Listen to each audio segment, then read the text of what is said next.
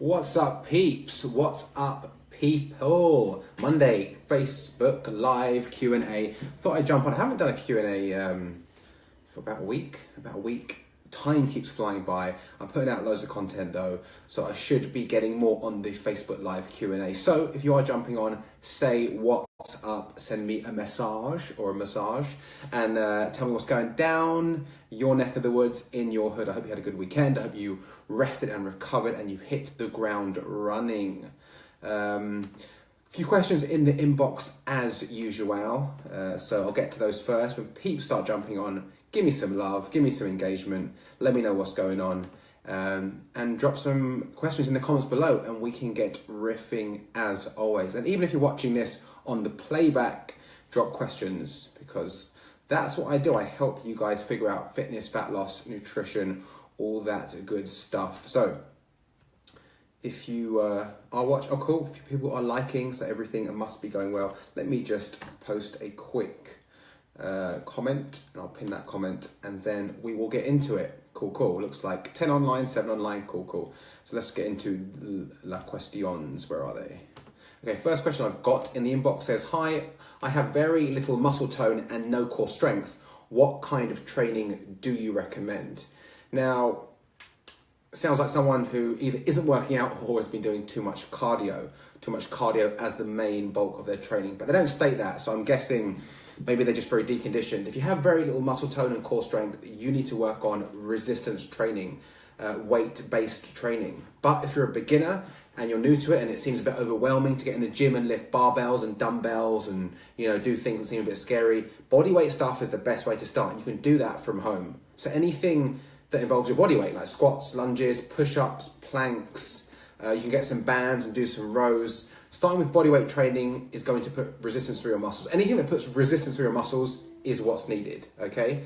But if you're a beginner, I'd start bodyweight stuff, and you need very little equipment, and you can buy some resistance bands, you can buy some kettlebells, some dumbbells, you can start home and then progress to the gym. But as long as you're putting resistance through your muscles, you're going to get stronger. And there's no time in your life, I don't care how old you are, there's no time in your life where you can't get stronger than where you already are. Even if that strength is only getting up out of a chair or holding a plank for 5 seconds longer, you can always increase your strength. So to increase muscle tone and to get core strength, you need to do resistance training, and you need to be doing some type of core training, planks, basic, even crunches, but basic stuff to strengthen your core muscles. I say planks are probably going to be the safe option here.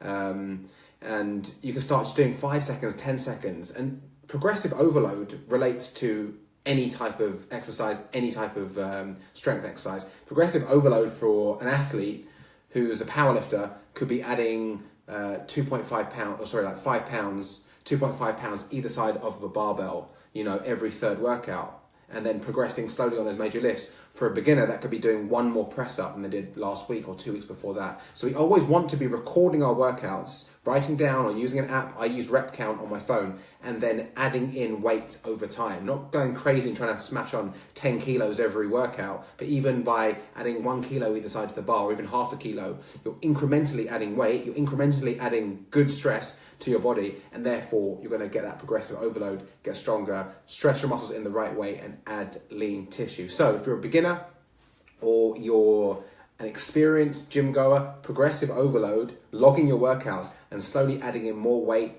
or more volume into your workouts is going to pay dividends. But if you're at the beginning, start with bodyweight stuff and progress from there. Second question is, I'm eating healthy most of the time, but I have the odd chocolate bar and such. I'm burning 400 calories in classes at my gym, but the scales and the measurements aren't moving. Any advice?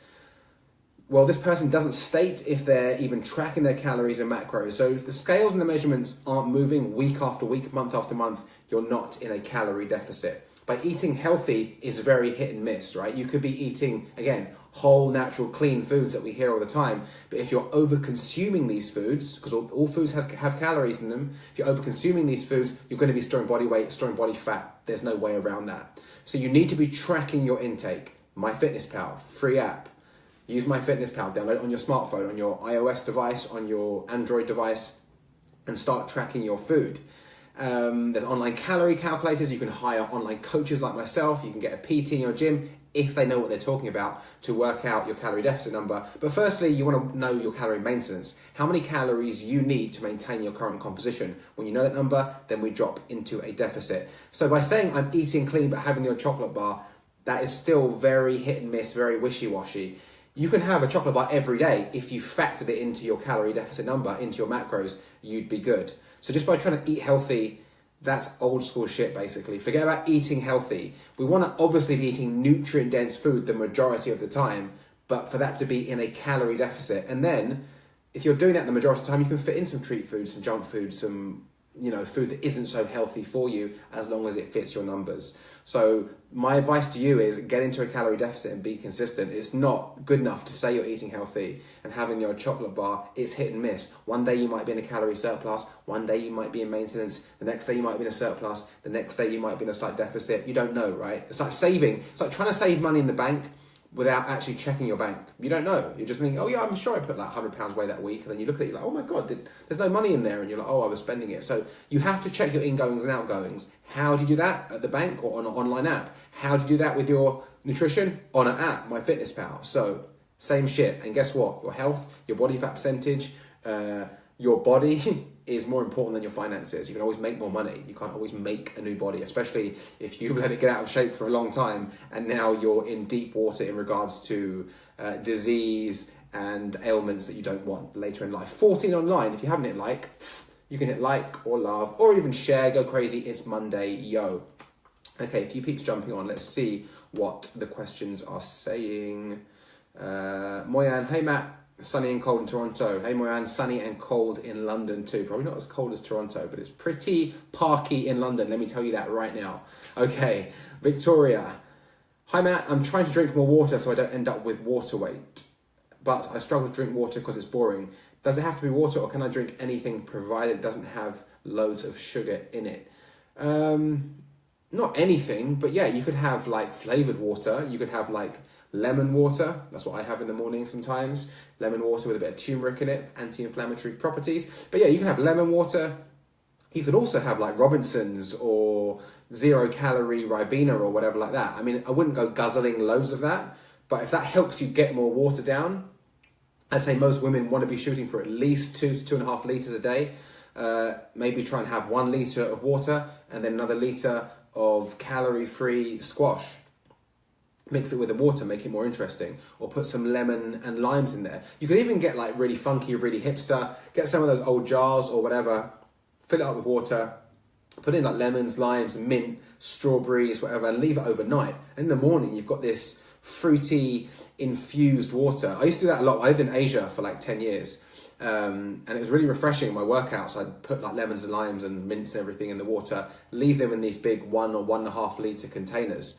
And then when I go out running, when I come back, you just have this minty infused lemon water. So get as funky as you want. You can put blueberries in there, strawberries, whatever. But you can do that, or that's the organic, the more whole food, natural, antioxidants kind of Pinterest vibe. Or you can get some calorie-free squash. It's all gravy, baby. Or have fruit tea, or black coffee. It's all gonna add up, but yeah, that's gonna be better than downing loads of like Coke Zero or loads of diet sodas, which again, the odd diet soda isn't the end of the world. I have a Diet Coke here or there, but I'm not gonna suggest guzzling like 5 of those to try and hit your fluid intake for the day.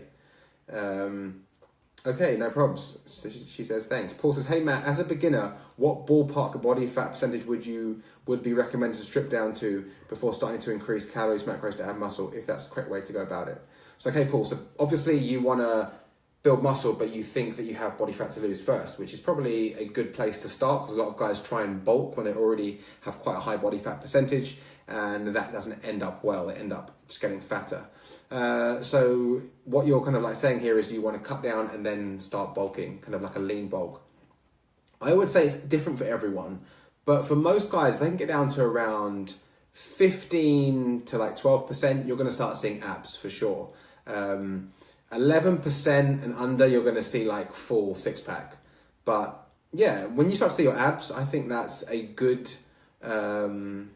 ballpark figure. So between say 15 and 13% is probably somewhere to shoot for at least. Depends where you're starting anyway. If you're starting, you know, if you're at like 20% or 25% or whatever, or don't even like, or not. No, let's get away from actually figures. If you have a considerable amount of body fat and weight to lose, let's not worry about where to get to. Let's just start focusing on losing a pound a week, right? Losing 1% of body fat at a time.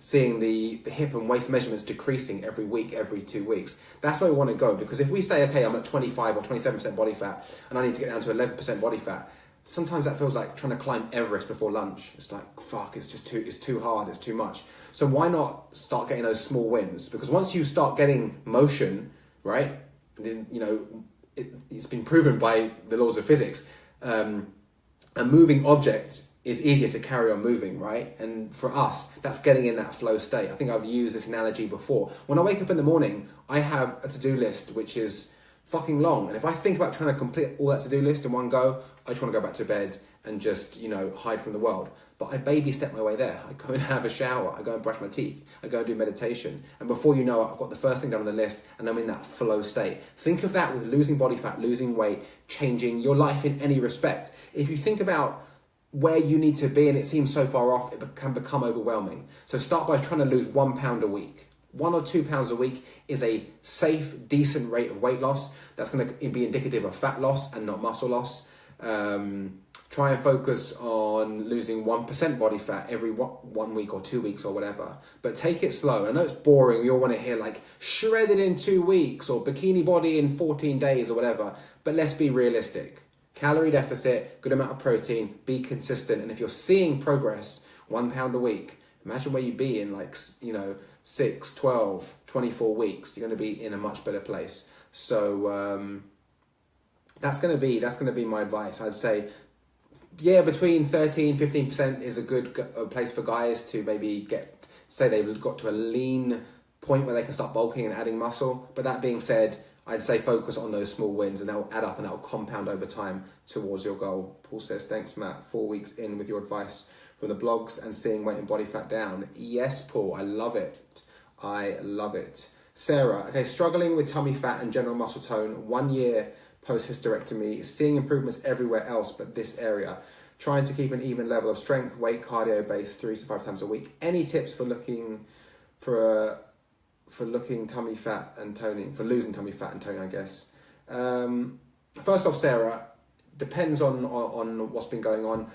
I would say focus on some vacuum exercises, right? Vacuum exercises are going to work your TVA, which is your transverse abdominis. That's the deepest layer of your core. And a lot of women have dysfunctional TVA due to giving birth or being pregnant and what's not. So a lot of the time, even though you can lose weight, if your TVA isn't firing properly, your core's never going to be as tight as you'd like it. So you have your TVA, which is your inner core muscles, and then you have your rectus abdominis, which is your outer core muscles, but basically your six pack. So it sounds like you're doing the right stuff. You're doing strength training. Hopefully you're tracking your food in a calorie deficit to lose body fat. And I would say focus on stuff like so Google vacuum exercises on YouTube and go to Pilates. Pilates is a great TVA workout.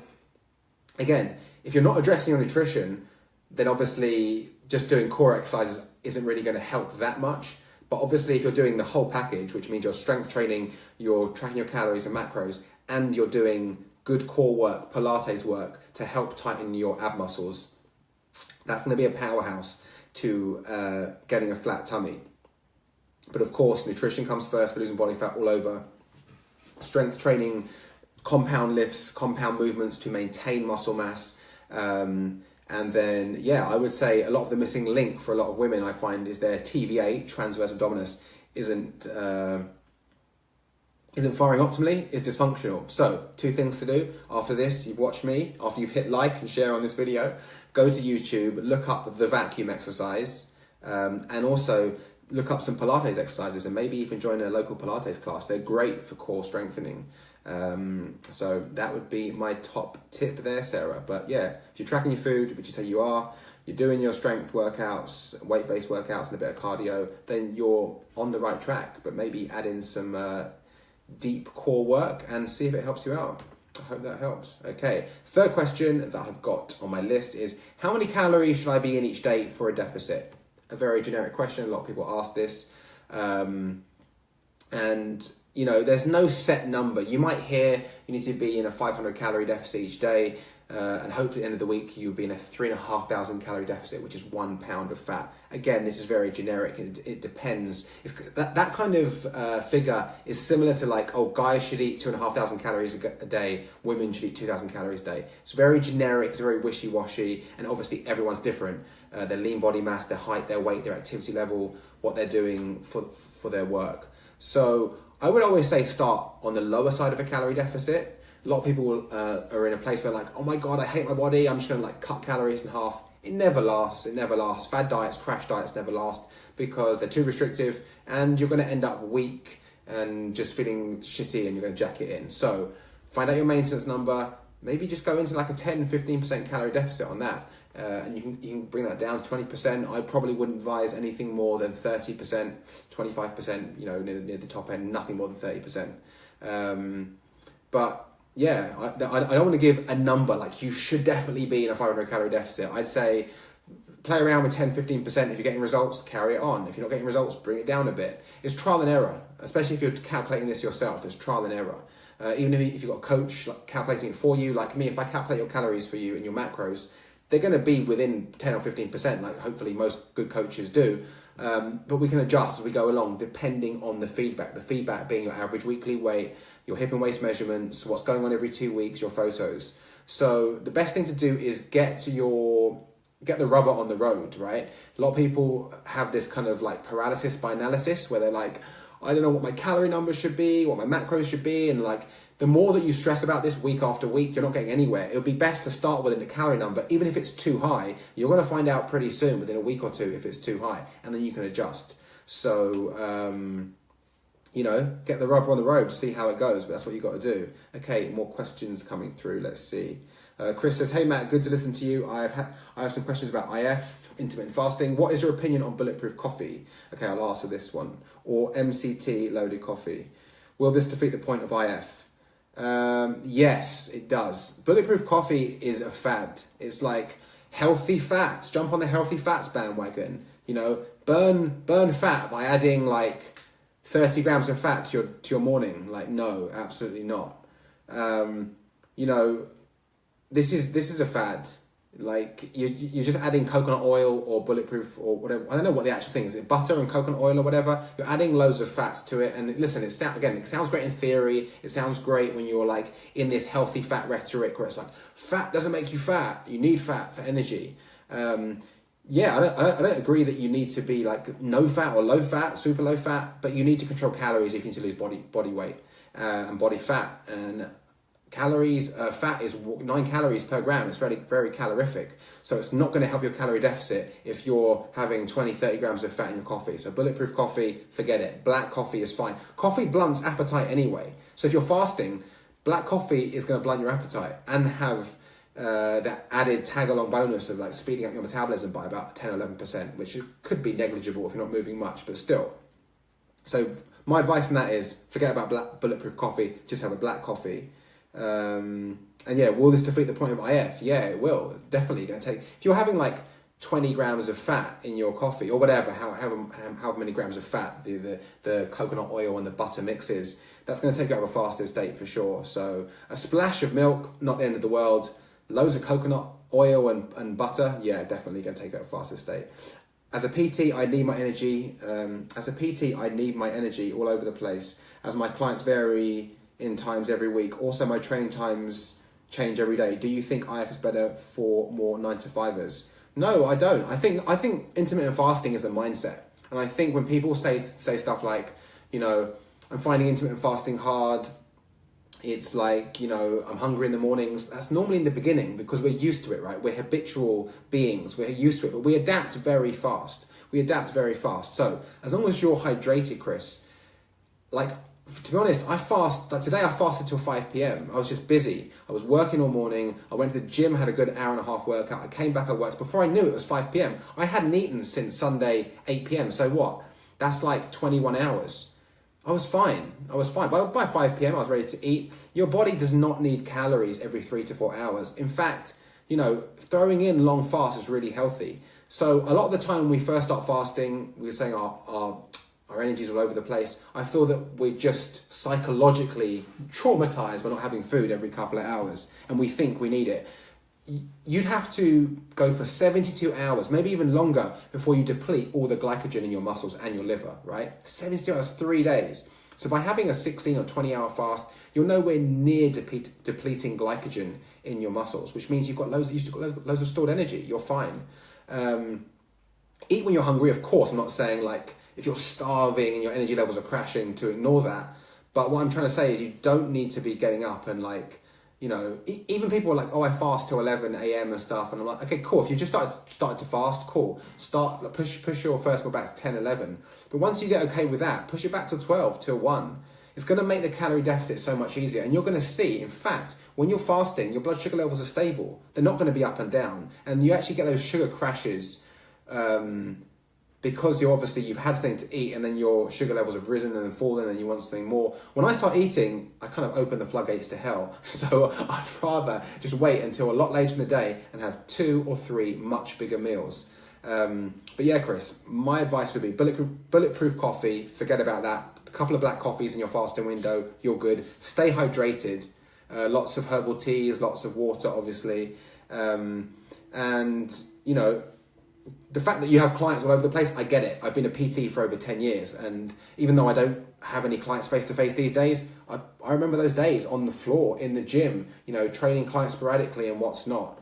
And when I think back, when I was eating itty-bitty, like trying to eat between clients, it wasn't fun. My energy levels were all over the place. I was getting hungrier, more ravenous. When I fasted until later on, had a big meal, like that lasted me, then had a big meal, that lasted me. So I understand it can be, when you have your freelancer and you have different hours all over the place, you want to, you want to get into a rhythm and it's hard.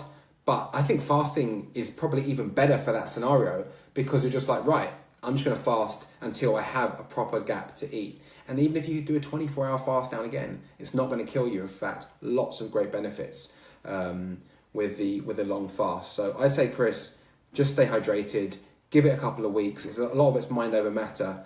I fasted for days on end. I'm not saying you have to do that. And been fine. So your body doesn't need calories every 2, 3, 6, even 8 hours. You can easily go for 10, 12, 16, even 24 hours and you'll be fine, mate. So give it a couple of weeks. Let me know how you get on. I hope it works out. Helen says, hey, Matt, I've dropped from 26% to 19% body fat through intermittent fasting most days. I'm not anal with it, just doing the best I can when I can. 4 to 5 days a week. I'm doing 14 to 16 hour fasts. And the other days I'm doing at least 12 hours fasting. I'm loving it and the results. I'm doing resistance training 3 to 4 days per week, 2 spin classes, 4 to 5 body balance classes per week. Thanks so much for your Q&As that have educated me. Fantastic, Helen. So Helen's like, that's actually a great comment to lead on to what we were just talking about. Intermittent fasting isn't set in stone, right? If you broke your fast at 1 p.m. today, doesn't mean that you can't break it at 12 tomorrow or 4 p.m. the next day. I'm not one of these like hardcore fasting guys. Well, yes and no. I fast every single day in that respect, but I'm not one of these hardcore fasting guys that says like, it has to be between these hours. If I haven't hit my macros and it's like midnight, I'm still going to eat, right? Or if I want to break my fast early because I know that I'm not going to be able to eat for the next 8 hours due to work or meetings or running around central London, I'm going to break my first fast early. And intermittent fasting gives you that flexibility and it's great for calorie control. And obviously Helen's dropped 7% body fat. And like she said, she's not being perfect. Getting results in anything in life, changing your body fat, changing your weight, growing a business, getting your education. Forget about perfection. Like perfection doesn't exist. It's never going to be perfect to do anything. You just have to get stuff done. And hitting your macros perfectly is never going to happen all the time. So hit them when you can. Your fasting window isn't always going to be perfect, but like Helen, she's doing what she can and she's still getting results.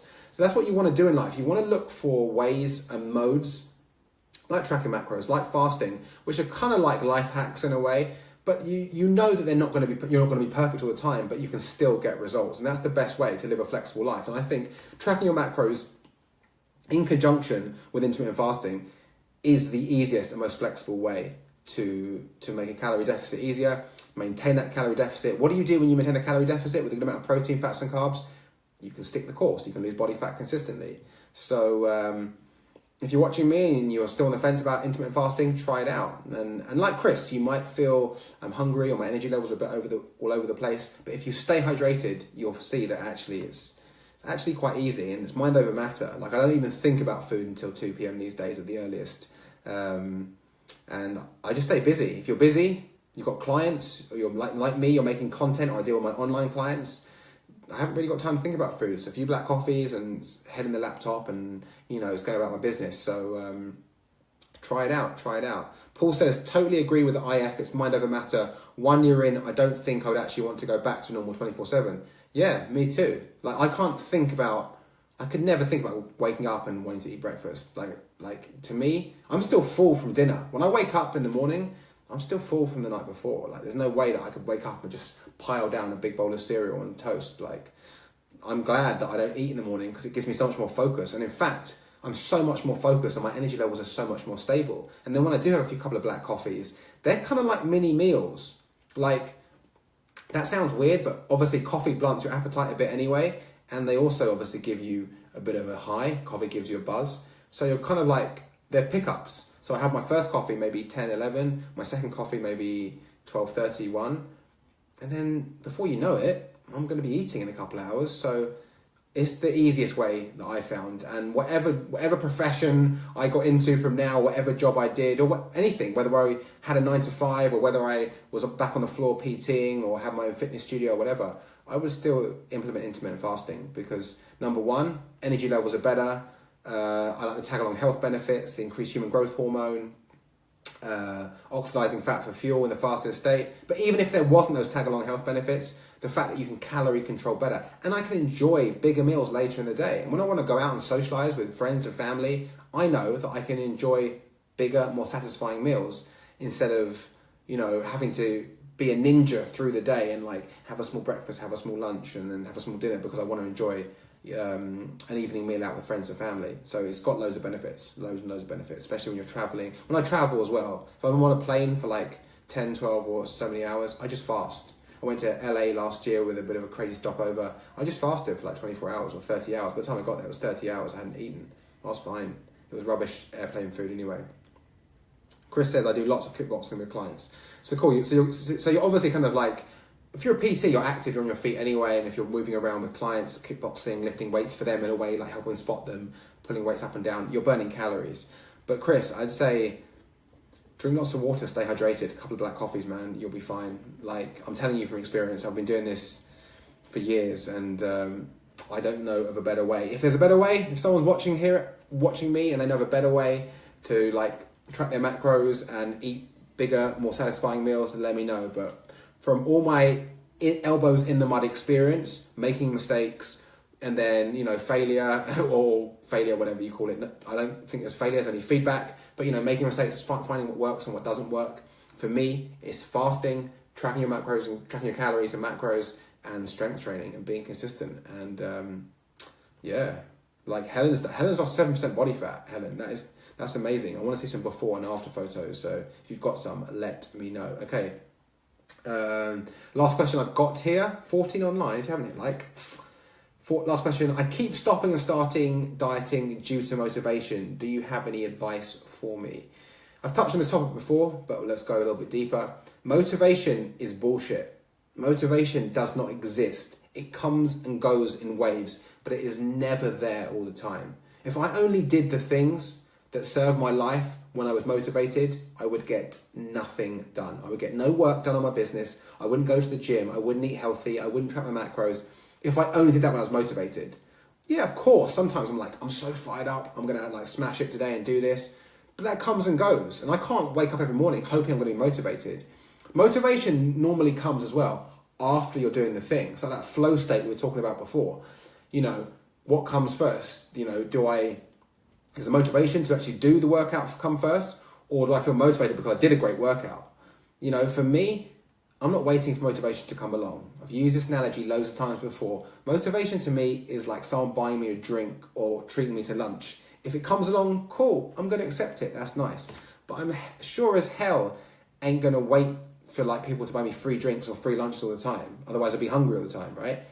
Motivation will come and go. When it comes along, enjoy it, like that free drink or that free lunch. But when it's not there, guess what? You're going to have to put the fucking work in anyways. Everything in life requires hard work. And if you think that you're going to have a good body, make a lot of money, have great relationships, become like an empowered, person who's worked for themselves without any hard work or any bumps in the road, you're living in fantasy, right? You're living in like dreamland. And guess what? My content, my Q&As, everything that I put out is zero fantasy, 100% anti-BS. It's all about the real world. Like I said before, this ain't BuzzFeed. Like, just be yourself, right? Like, you'll read an article on BuzzFeed or some like Pop Sugar and it'll be like, if you want to date more people, just be yourself. Yeah, thanks. That's really going to help me when I be myself and like I can't meet anyone. Or you want to lose weight, just drink more water and add blueberries in your diet. And this is fucking fantasy, like real world shit. Okay, so you need to like motivation is like it's great to watch a YouTube video which motivates you, or even watch one of my videos that motivates you. But again, what happens when that video finishes and 10 minutes later that motivation has waned? You just need to get the rubber on the road. Whatever you want to achieve in life, this channel, my page, my YouTube channel, my whole business is about fat loss, fitness, and getting in shape. But really, that's a microcosm for life, right? If you can achieve something in one area, you can achieve something in all areas because it's the same formula. Make a plan of action, put in the work. You're going to hit road bumps, you're going to hit roadblocks, you're going to have gritty days, and you adjust as you go along. And that's the same for every single area, every single facet of your life. So, motivation is like a free lunch. Don't wait for it to come along. Enjoy it if it does, but go out there and put the work in. Okay, peeps, it looks like I've got to everyone's questions on the Q&A. Well done for everyone who's getting it this week, already in the gym, tracking their macros, putting the work in. I'm putting the work in, already been in the gym today. I'm going to finish off some editing of a video and then have an early night and get up and get it tomorrow, because that's what life's about, going after the goals. Guys, if you haven't hit like, I appreciate you. Smash that like button, give me some oxygen to the Facebook Lives. You can hit that share button, that love button. And if you're watching on the playback, still drop questions in the comments below. I answer every question. I like to help people out with their fitness, fat loss, and motivation issues. But yeah, guys, I'll probably do another one of these on Wednesday. Until next time, stay safe, track your macros, and keep getting it in the gym.